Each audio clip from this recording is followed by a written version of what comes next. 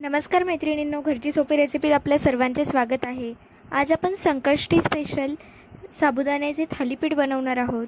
मैत्रिणींनो, हे थालीपीठ एवढे सॉफ्ट आणि टेस्टी बनतात की तुम्ही एकदा बनवलात की तुम्ही साबुदाण्याची खिचडी बनवणं सोडूनच टाकाल. तर चला लगेच रेसिपीला सुरुवात करू, कारण ही रेसिपी बनवणं अगदी सोपं आहे. तर सर्वात आधी आपण बटाटे आहेत ते बॉईल करायला टाकणार आहोत. आता मी कुकरमध्ये बटाटे बॉईल करायला लावलेले आहेत. त्यानंतर आपण लो फ्लेमवरती शेंगदाणे आहेत ते भाजून घ्यायचे आहेत. शेंगदाणे लो फ्लेमवर भाजायचे, जेणेकरून ते आतपर्यंत कडक होतात आणि भाजले जातात आणि छान कुरकुरीत बनतात. तर शेंगदाणे भाजून घेतल्यानंतर आपण शेंगदाणे एका प्लेटमध्ये काढून घेणार आहोत आणि त्यांना थंड करून त्यांच्यावरची जी साल आहे ती काढून घ्यायची. जितकी साल निघेल तितकी आपण काढून घेणार आहोत आणि शेंगदाणे आहेत ते आपण मिक्सरच्या भांड्यात घालून त्यांना जाडबारीक दळून घेणार आहोत. अगदी बारीक करायचं नाही आहे, तर अशा प्रकारे आपण जाडबारीक दळून घेणार आहोत. आता आपण एका प्लेटमध्ये काढून घेऊया. या ठिकाणी तुम्ही बघू शकतात मी जेवढं जाड दळलं गेलेलं त्याच्यापैकी थोडा भाग काढून घेतलेला आहे. आणि त्यानंतर या ठिकाणी आपण बटाटे बॉईल झाल्यानंतर त्यांची सालसुद्धा काढून घेणार आहोत. या ठिकाणी तुम्ही बघू शकता मी आता बटाट्यांची साल काढून घेत आहे. तर साल काढून झाल्यानंतर आपण बटाट्यांना अशा प्रकारे किसून घेणार आहोत. त्यांचा किस करून घ्यायचा आहे. या ठिकाणी तुम्ही बघू शकतात व्यवस्थित आपण किस करून घेतलेला आहे बटाट्यांचा. आता यामध्ये मी शेंगदाण्यांचं जे आपण कूट केलेलं जाडबारीक ते घालणार आहोत. साबुदाणे घालणार आहोत आणि या ठिकाणी आपण जो शेंगदाण्यांचा कूट घातलेला आहे हा साधारणतः पाव कप घातलेला आहे आणि यामध्ये आपण चवीनुसार मीठ घालणार आहोत. या ठिकाणी साबुदाणे मी 2.5 कप घेतले होते आणि यामध्ये आपण लाल तिखट घालणार आहोत साधारणतः 3 चमचे. या ठिकाणी माझा जो चमचा आहे तो छोटा आहे, किंवा तुम्ही तुमच्यानुसारही लाल तिखट घालू शकतात. त्यानंतर आपण यामध्ये कोथिंबीरसुद्धा घालणार आहोत. कोथिंबीर ही ऑप्शनल आहे. जर तुमच्याकडे उपवासात कोथिंबीर खात असणार तर तुम्ही यामध्ये कोथिंबीर घालू शकतात. आता आपण यामध्ये बटाट्याचा कीससुद्धा घालून घेतला होता. तर आपण ह्या सर्व मिश्रणाला एकजीव करून घेणार आहोत व्यवस्थित. मैत्रिणींनो, या ठिकाणी मी बटाट्याचा कीस करून घेतला होता. तुम्ही बटाटा स्मॅशसुद्धा करून घेऊ शकतात. आणि या ठिकाणी आता ते मिश्रण आपण बाजूला ठेवणार आहोत.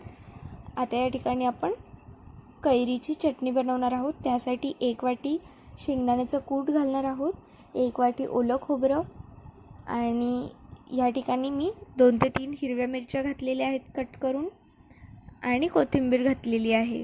सोबत आपण या ठिकाणी कैरी घालणार आहोत. कैरी आंबट घ्यायची जराशी आणि चवीनुसार मीठ घालायचं, जेणेकरून आपण जेव्हा थालीपीठासोबत चटणी खातो तेव्हा चटणीची टेस्ट छान आंबट तिखट अशी येते. तर आता आपण यामध्ये थोडंसं पाणी घातलेलं होतं आणि याची पेस्ट करून घेतली होती. तर आता या ठिकाणी आपली चटणी तयार झालेली आहे. आपण हिला आता सर्व करून घ्यायचं आहे. या ठिकाणी बघा, तर अशा प्रकारे इझिली आपली ही कैरीची चटणी तयार झालेली आहे. आणि आपलं बॅटर आहे हे सुद्धा व्यवस्थित तयार झालेलं आहे. आपण त्याला सेट करायला ठेवलं होतं म्हणून. तर या ठिकाणी मी तेलाची पिशवी घेत आहे. तुमच्याकडे जर अशी पिशवी अवेलेबल नसेल तर तुम्ही एखादी जाड पॉलिथिनची बॅग घेऊ शकतात आणि त्याच्यावर ऑइल लावून तुम्ही अशा प्रकारे आपला जो रोल आहे एक व्यवस्थित गोळा बनवायचा आणि आपले थालीपीठ आहेत ते हातानेच अशा प्रकारे थापून घ्यायचे आहेत. आता तुम्ही बघणार आपले जे थालीपीठ आहे हे अजिबात चिकटत नाही आणि बघा एकदम सॉफ्ट असे तयार झालेले आहेत. आता आपण तव्यावर तेल घालून घ्यायचं आहे. गॅसचा फ्लेम हाय ठेवायचा आहे आणि थालीपीठ आहे ते अशा प्रकारे तव्यावर घालायचं आहे. तेल लावल्यामुळे आपलं थालीपीठ आहे ते खाली तव्याला चिकटणार नाही आणि अगदीच लुसलुशीत आणि सॉफ्ट आणि चवीला तर अगदी अप्रतिम म्हणजे साबुदाण्यांपेक्षाही अधिक चवदार असं हे आपले थालीपीठ लागतात. तर नक्की ट्राय करून बघायचे हे.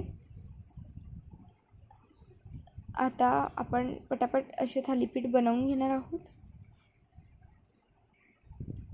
हे थालीपीठ आपण जी चटणी बनवलेली आहे त्यासोबत अगदी अप्रतिम लागतात आणि आपल्याला खूपच पौष्टिक असे हे थालीपीठ बनतात कारण आपण यामध्ये सगळेच पौष्टिक घटक वापरलेले आहेत.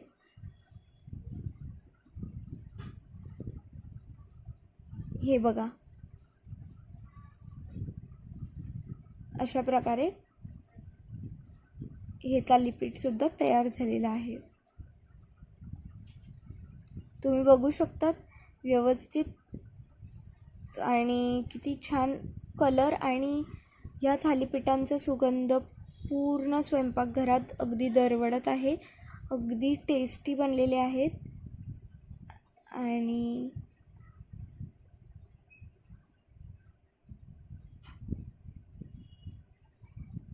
बटाट्यांमुळे स्पेशली ह्या थालीपीठांना अगदी छान टेस्ट येते आणि खूपच टेस्टी लागतात. घरात अगदी लहानांपासून मोठ्यांपर्यंत सर्वांचेच आवडतीचे हे थालीपीठ आहेत आणि एकदा खाल्ल्यानंतर पोट तर भरेल पण मन भरणार नाही असे हे थालीपीठ बनतात.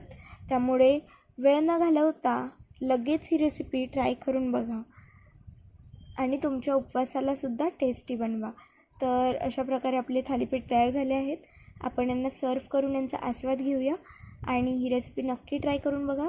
व्हिडिओ आवडला असेल तर व्हिडिओला लाईक करून चॅनलला सबस्क्राईब करून बेल आयकॉन प्रेस करायला विसरू नका. धन्यवाद.